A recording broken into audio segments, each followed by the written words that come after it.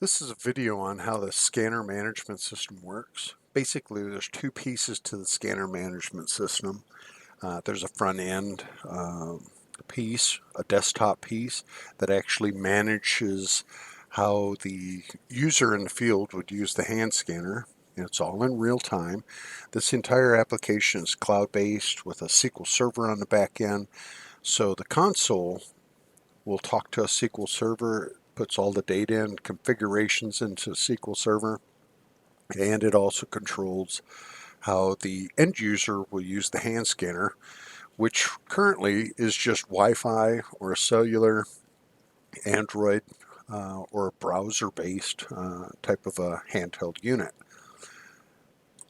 So I'm going to start with the scanner management console piece of it. The user will be given a username and a password, which they log on to the system. And I'm going to come in with an admin password that is basically the governing administrator of the entire application. So you'll notice that there's no tabs up here, and it's showing that there's a primary server online and a secondary on standby. Since it's cloud-based, if the primary server goes offline, this application will start talking with a master type of a SQL server. So the secondary or the standby will come online and collect the data and keep the application running and so forth, just in case the first server goes down. So there's two servers in this cloud that are actually taking care of this application. So the user will log on, and once they log on, if there's activity or data collected on the hand scanner, the application is going to immediately jump over to this tab called Collected Data and Processing. And it's going to show the number of orders that have been put together or collected on a hand scanner out in the field that are waiting processing. You'll notice the status here is a closed status, which means the user has closed the order and is letting the the company know that this order can be processed and parts pulled and so forth, and inventory moved out to the customer and so forth. If it was in an open status, what that means is that it's currently in process and they're currently building the list of items that need to be restocked and so forth. To look at the system and look at the order, if you click on one of the PO numbers in the status, it shows that there were two line items collected, two item numbers, the quantities of each, what the customer number would be, where they're being shipped to, a PO number associated with it, its status, which is enclosed, and the salesperson that has actually picked up or been collecting the data. And if you go to another one, you can take a look at the list of items that have been collected and so forth. If you want to refresh the screen, you can click the refresh screen button. Next, we can go back into the order and take a look at the order. And when you look at this order and you say, these line items need to be processed, you will click this button right here. And we're going to come back to that in a second, but I'm going to take a few steps back and I'm going to walk through the process of adding users, adding customers, putting a user-customer association together, and then we will come back and show the process of a selected order. So on the second tab, we have user password management. So if you click on that, it says these users are capable of using the hand scanner out in the field. And what this console application does is let you set up the users with their password, what their name is, email address. So use the email address for notifications and so forth in the background that an order's been closed, an order's been processed. It kind of keeps the communication between the user and the the company back home actually doing the processing. So we have the capability of communication and so forth. And then we have a role or an access that there'll be one administrator on the system, which I've logged on as that. So everybody else would be set up as a user. To add people to this list, you would add a username, a password, their name, their email address, and give them the user role of user. And then you would click add, and it will add the next person in line. If you want to make an update to one of these items, you would click the item, it brings it over to the left, and then you would make your adjustments and so forth. And then you would click update, and that would bring the update back where I added all these M's. So if I bring that one back, I can make changes, and then I click update, it brings that user and puts them back in line and so forth. If I just want to clear the screen, let's say there was something in the screen and I want to clear it, I just click refresh, clears the screen, resets everything, and you're ready to go. If I would like to delete somebody, I highlight the user and then I click delete, and that will remove that user from the list. So this sets up the users on the handheld logon. We'll get to the second part of that, where the logon is a browser-based application. And what we do is do an association with the users and customers so that when they're out in the field collecting information for restocking of material, this is where you set it all up. The next piece is the customer piece. Customers are basically have a company code and they have a company name. And when you go to this tab, it shows the current customer base that is set up inside the application. And I'll show you when we get to the handheld application where this comes into play. But like for the other one, same with the user password information. If you type in information into the company code, a company name, click add, it will add it to the list. If you want to make a change to one of these, you can click and highlight who you want. You can make the change, and then you click update, and it will write the information back in the list, and so forth. So this is how the update key works. Now, if something was on the screen, and you just want to refresh the screen, get a new list, just click refresh and it refreshes the screen, rebuilds the list. And if you would like to delete one, you highlight the current customer code and then you would click delete and it would remove it from the list. Next, what we're going to do is talk about the user customer management. Now, what this is a user must be set up with a combination of that when the user logs on, that he sees or is capable of collecting data for these customers. And what I'm talking about is when you drop down the list for users, you can pick the user and then you can see the user combination. So therefore, when the user test logs on to the hand scanner, when they drop down the customer for where they're collecting data from, it will only show one item.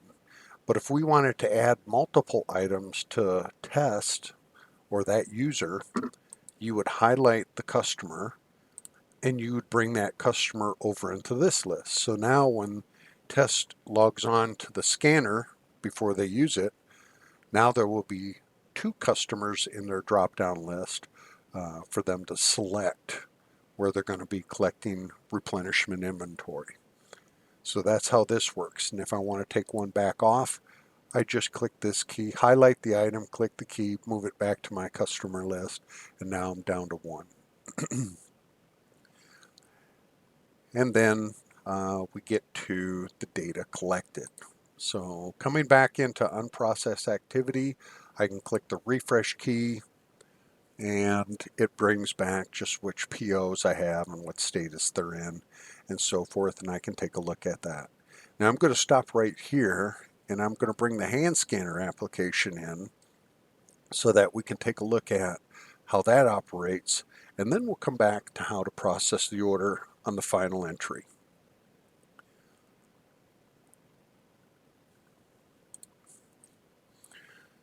So on the hand scanner, since it's a browser-based hand scanner, you can use any Android, you can use anything that is browser-based, Android, uh, iPad, Windows, laptop, your phone, anything that is browser-based. So basically, you'll go to an address that'll be supplied, and then from the username, this is the username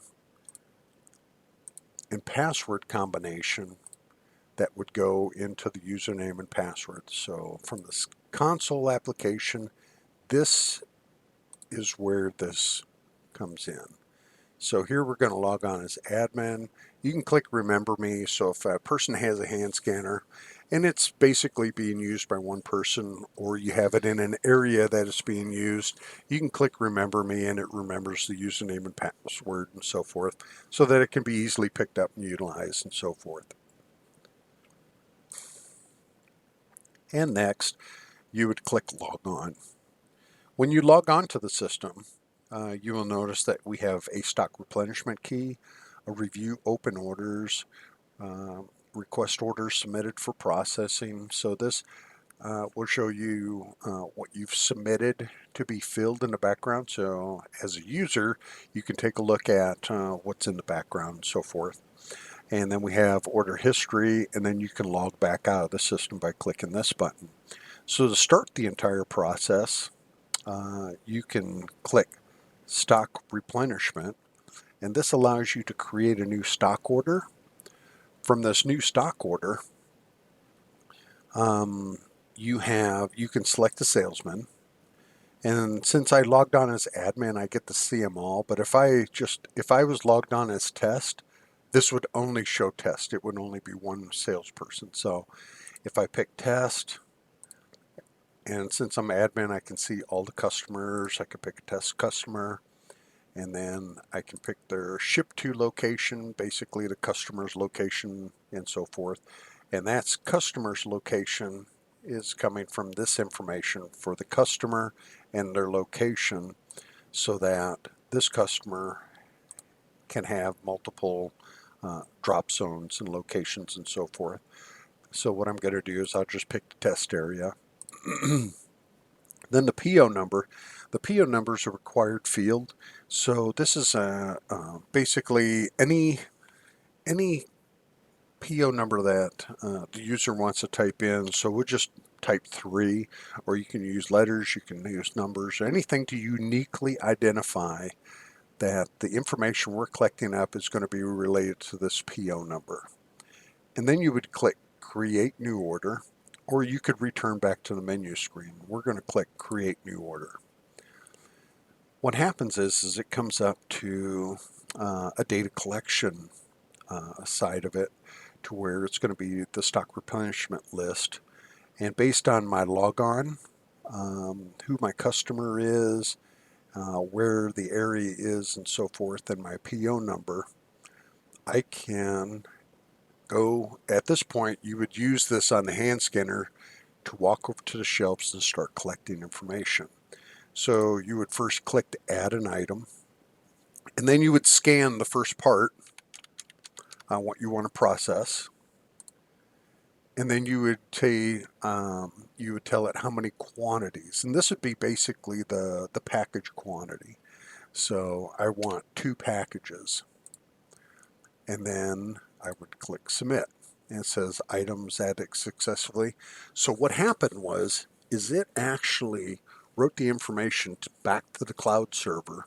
So if you were looking at the console and you were looking at collected data processing, if I just hit refresh now, you'll notice that PO number 3 is in an open state because we're working on everything that's going on, and it has collected 1 item so far. So if I was to go back and add another item, 90, with a quantity of 10 packages, and I submit that, it says item successful.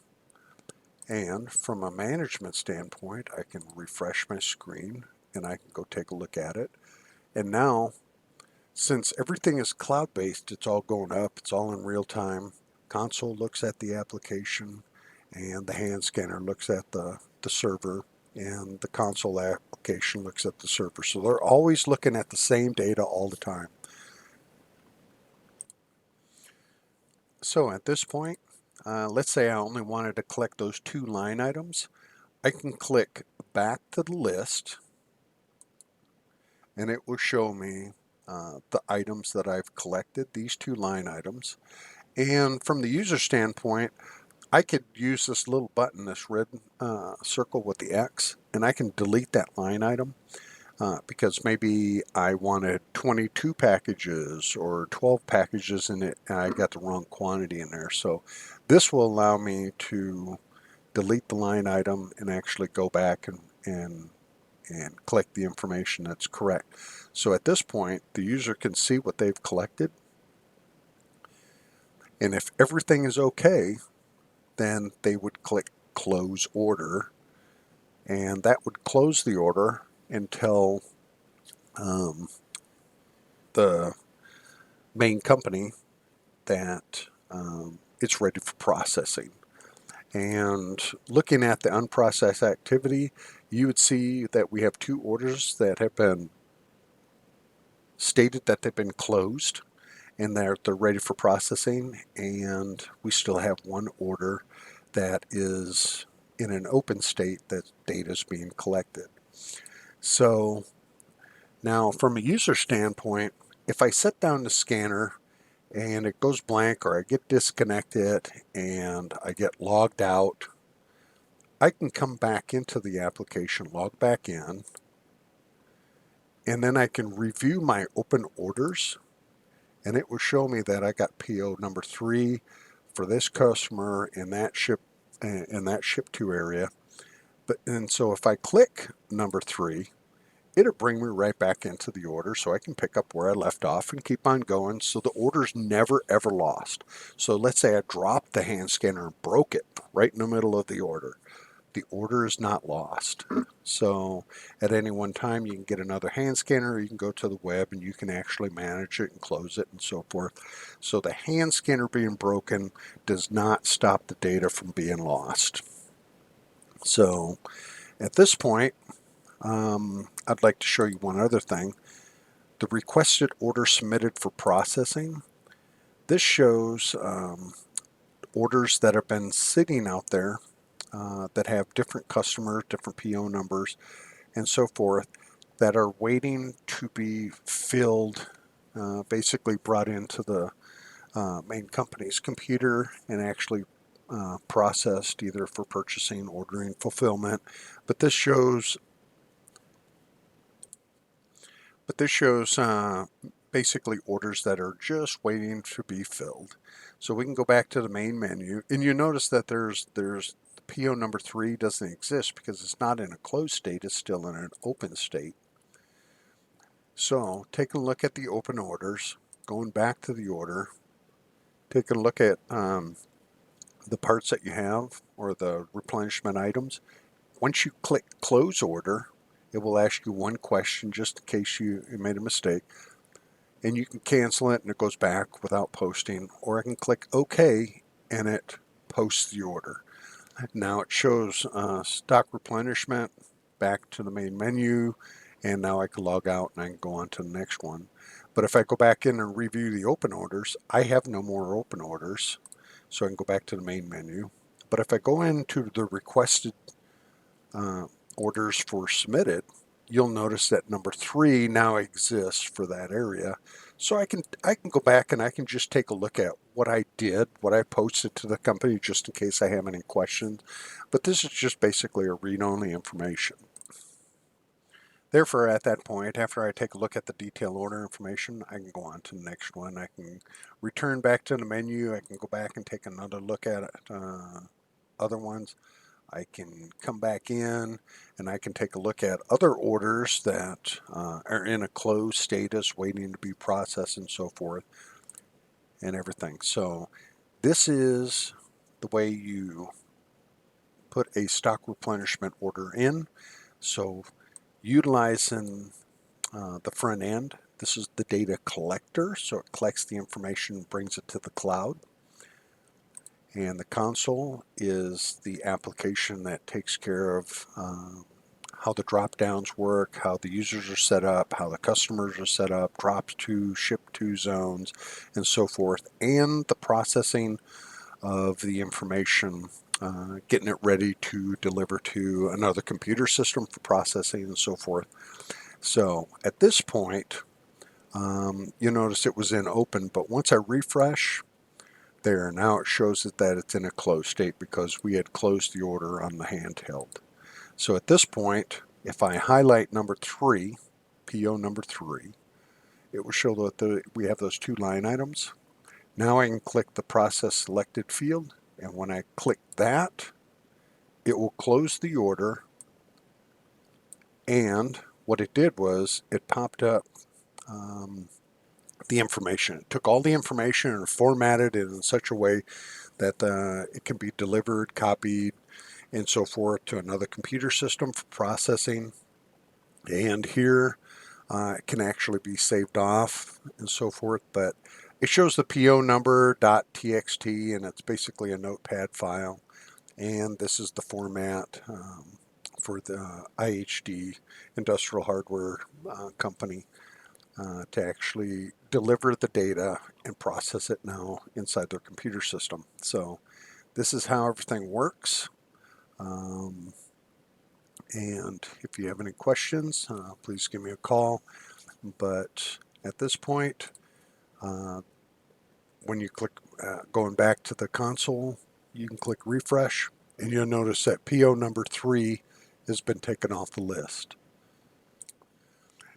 And because it's a cloud-based database server that's taking care of this information, even though the unprocessed activity for PO number 3 has been removed from this list, the data is still available for reporting and so forth, and upkeep. Just in case something were to happen, the data can always be retrieved and so forth. So it can be easily reprocessed and go from there. So if there's any questions, please give me a call.